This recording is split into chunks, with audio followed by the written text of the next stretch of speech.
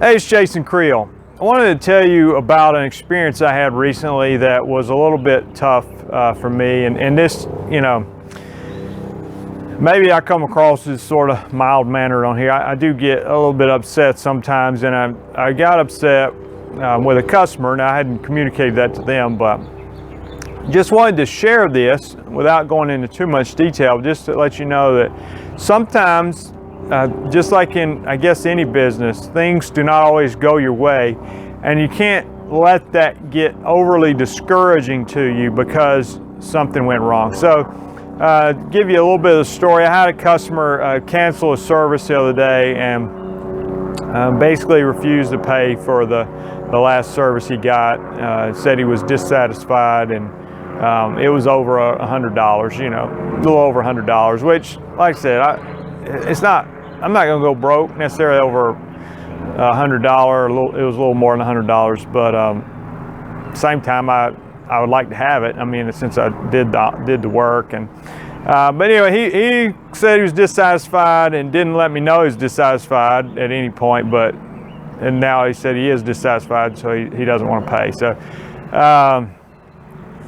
And after calling him and emailing him back and apologizing that I was unable to meet his expectations, he just doesn't respond, doesn't return a call. So I don't think he intends on paying, and I can get pretty frustrated about that. But at the same time, as a business professional, I want to think about my business and continue to treat customers with respect, even the ones that don't do me right. I try to be very respectful in the way I responded to his email, and when I call and left the message. We may never see each other again, but at all times, even in a situation I don't think was handled right on his end, I want to try to be respectful. But what can be learned from that is, and just give you an illustration, I felt like, well, this is what bothered me about it, but if you go to a restaurant and you order a meal and you don't like your meal, you take a bite of, and this happened to us. Me and my wife were eating out about 2 months ago. Someone gave us a gift certificate to a particular restaurant that we don't go to much and probably won't go to much ever again.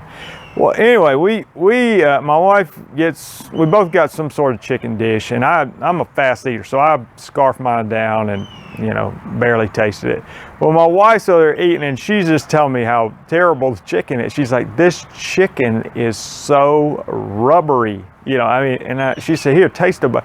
I tasted a bite of hers, and it was seriously rubbery. And we had to wait forever for our food, and I don't usually send food back, but I just went over. The manager had come by. I said, hey, man, I know you guys are busy tonight. I'm not trying to be a bother. I said, but her chicken is almost inedible. I said, I wish you could taste it just to see. I don't know if it was cooked wrong or what, Well, anyway, he was very apologetic, and he took that off our bill.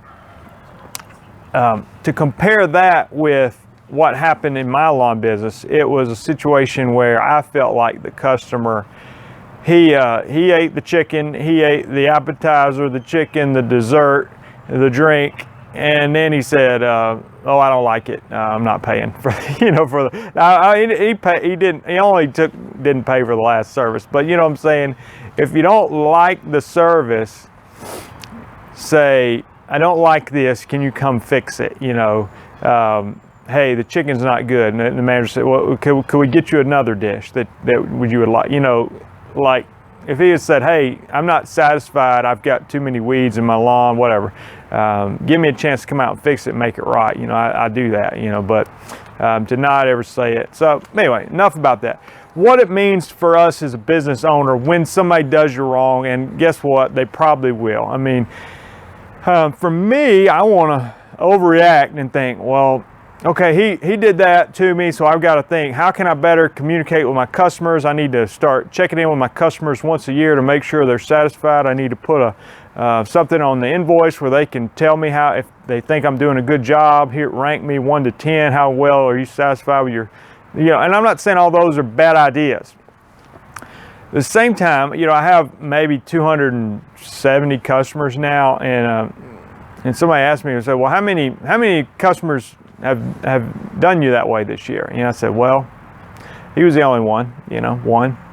And he said, there you go. That's your answer. You know, if one guy out of 270,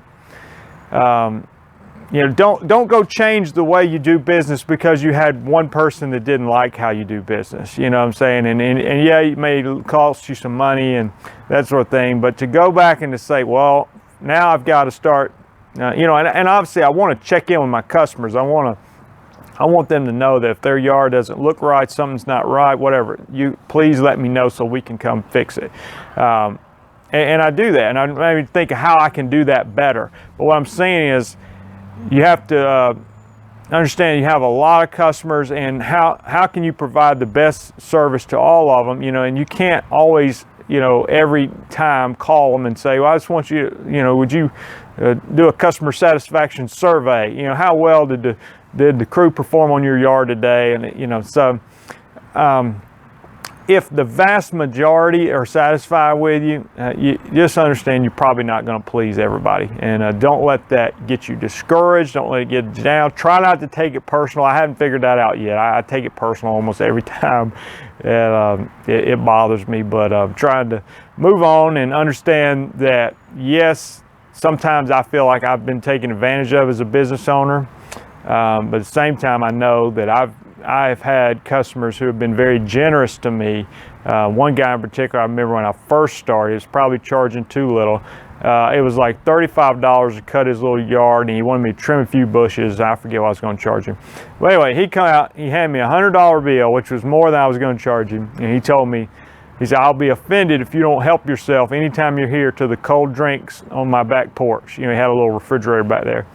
And I thought, you know what, that guy was overly generous, and I've had people give me generous Christmas gifts and that sort of thing.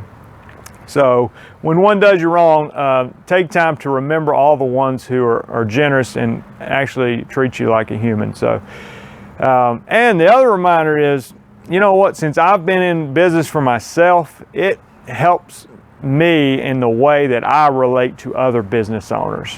For example, I had a HVAC guy, and I may have shared this before, but he came out and it was something real minor, and he was, you know, a family friend, I guess, who does a lot of work for our family, and he's like, oh, I insisted on paying him for a service call. I said, no, I'm going to pay you. It's like $60 for a service call, even though it's something real minor, because I'm in business and I understand what it takes to run a small business, and so make sure that you're paying people for what they do as well. Hope this helps. Thanks.